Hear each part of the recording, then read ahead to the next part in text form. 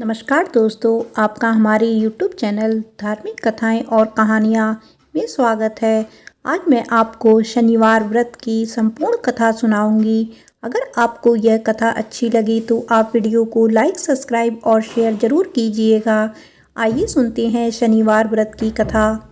कई हजारों साल पहले स्वर्ग में 9 ग्रहों के बीच में एक सवाल को लेकर झगड़ा होने लगा। ये सवाल था, आखिर सबसे बड़ा है कौन। सारे ग्रह खुद को बड़ा कह रहे थे। होते होते बात इतनी बड़ी हो गई कि सबके बीच लड़ाई होने लगी। तभी इस बात का फैसला करने के लिए सभी ग्रहों ने इंद्रदेव के पास जाने का फैसला लिया। वहां पहुंचकर सबने एक स्वर में उनसे पूछा, आखिर हम सब में से सबसे बड़ा कौन है। इस सवाल का जवाब इंद्रराज के पास भी नहीं था। इस बात को सुनते ही वो परेशान हो गए। साफ शब्दों में इंद्रदेव ने कह दिया कि आपके इस सवाल का जवाब राजा विक्रमादित्य ही दे सकते हैं। हम सबको तुरंत पृथ्वी लोक चली जाना चाहिए। सबने इंद्रदेव की बात मान ली और सभी एक साथ उज्जैन पहुंच गए। वहां पहुंचकर सारे 9 ग्रहों ने इंद्रदेव से पूछा गया सवाल इस बार राजा विक्रमादित्य से किया। ऐसा सवाल सुनकर राजा भी हैरान हो गए। उनके मन में हुआ कि हर ग्रह की अपनी एक खासियत है। हर कोई किसी धातु का देव कहलाता है और सबकी शक्ति अलग अलग व प्रभावी है। अगर किसी को बड़ा और किसी को छोटा कह दिया तो बड़ी मुश्किल हो सकती है।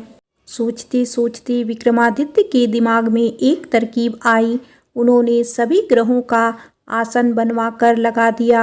हर धातु के गुण के हिसाब से आसन लगाए गए थे, जैसे कि सोना, चांदी, कांसा, तांबा, सीसा, रांगा, जस्ता, अभ्रक और लोहा। अब इन आसनों में उनके स्वामी को बैठने के लिए कहा। सब एक एक करके अपने सिंहासन पर बैठ गए। सबके बैठने के बाद राजा विक्रमादित्य बोले कि आप लोगों के सवाल का जवाब तो खुद ही मिल गया है। अब जो सबसे आगे बैठा है वही सबसे बड़े हैं। इस बात को सुनते ही आखिरी सिंहासन पर बैठे शनिदेव को गुस्सा आ गया। गुस्से में शनि ने विक्रमादित्य से कहा, तुमने मुझे सबसे पीछे बैठाकर मेरा अपमान किया है। तुम्हें मेरी शक्तियों का अंदाजा नहीं है।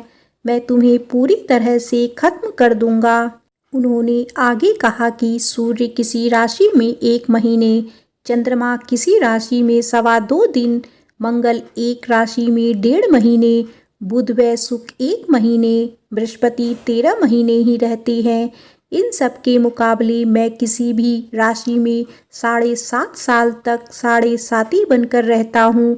कई देवता मेरे प्रकोप से पीड़ित हैं। भगवान राम को भी 7.5 का प्रकोप झेलना पड़ा। इसी वजह से वो जंगल गए थे। रावण भी 7.5 की वजह से ही लड़ाई में मारा गया था।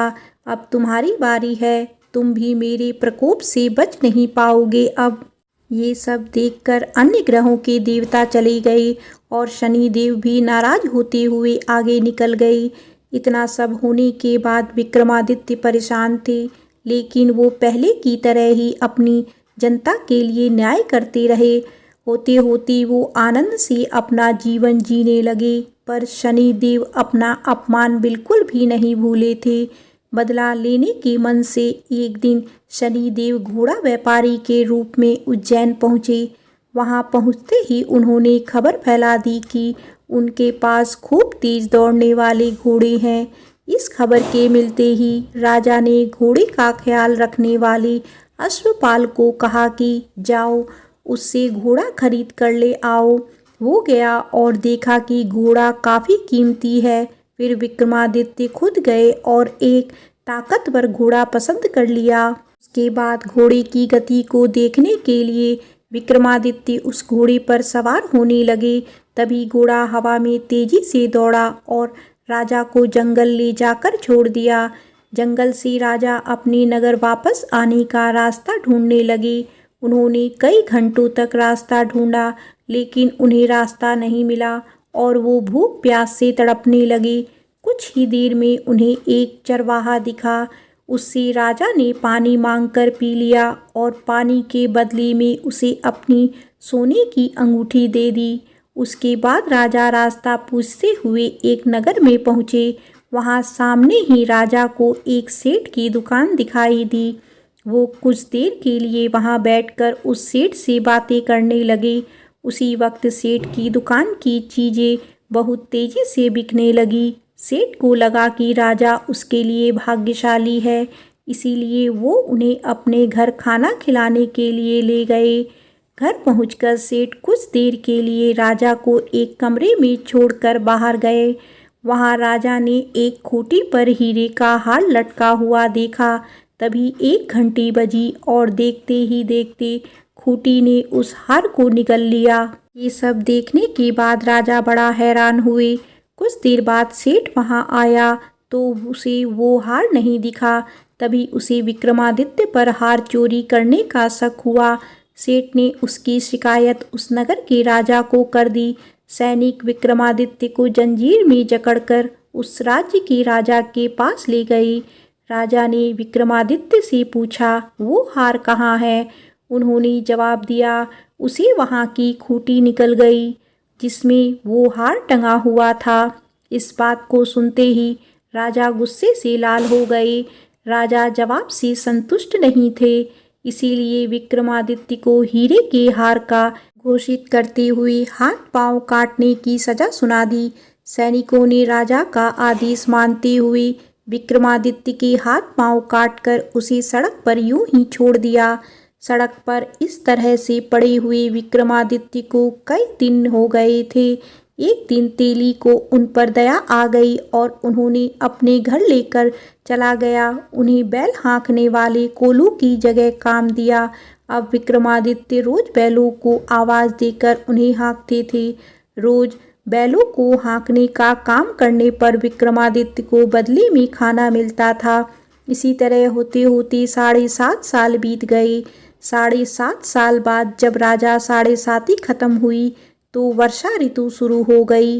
विक्रमादित्य एक रात बादल और बारिश के राग वाला गाना जोर जोर से गा रहे थे। तभी उस नगर की राजकुमारी पास से ही गुजर रही थी। उसने वो गाना सुना और दासी को कहा कि पता लगाओ वो कौन है। दासी ने ठीक वैसा ही किया। वो कुछ देर बाद लौटकर आई और कहा कि वो एक राजा हैं जिसे हीरे का हार चुराने की सजा के रूप में अपंग कर दिया गया है। राजकुमारी को उसका बादल बारिश के राग वाला गाना खूब पसंद आया था, इसीलिए उसने अपंग राजा से शादी करने का फैसला लिया।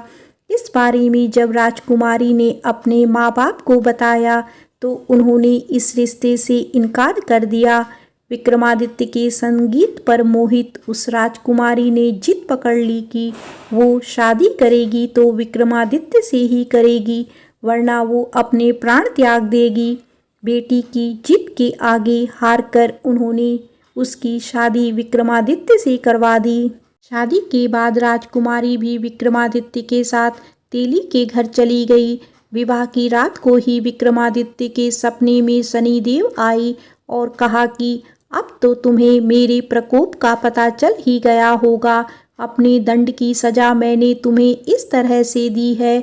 सपने में ही राजा दुखी होकर शनिदेव से माफ़ी मांगने लगा और प्रार्थना करते हुए बोले, आपने मुझे जितना दुख दर्द दिया है उतनी किसी और को मत देना। विक्रमादित्य की प्रार्थना सुनकर शनिदेव को अच्छा लगा। उन्होंने सपने में ही उन्हें बताया कि जो भी इंसान मेरी पूजा करेगा, मुझ पर ही मन लगाकर ध्यान रख के करेगा, मेरी कथा सुनेगा, चींटियों को आटा खिलाएगा, वो मेरे प्रकोप से हमेशा बचा रहेगा। साथ ही मैं उनके मनोरथ भी पूरे करूँगा। सपने में ये सब देखते ही विक्रमादित्य की नींद खुल गई और उनके हाथ पांव भी लौट आए थे। अपंगता से छुटकारा पाकर वो बहुत खुश हुए। उन्होंने मन से शनिदेव को धन्यवाद किया। इसके बाद विक्रमादित्य ने अपनी पत्नी को शनिदेव के प्रकोप की पूरी कहानी सुनाई। तभी सेठ को भी पता चला कि वो अपंग इंसान राजा विक्रमादित्य हैं। उसने दौड़कर राजा से माफ़ी मांगी। राजा ने भी उसे माफ़ कर दिया। क्योंकि उन्हें पता था कि यह सब कुछ शनिदेव की वजह से हो रहा है। सेठ ने दोबारा विक्रमादित्य को अपने साथ घर चलने के लिए कहा। वहाँ सब मिलकर खाना खा रहे थे। उसी समय एक और हार खूंटी ने निगल लिया। इस दृश्य को सबने देखा और हैरान हो गए।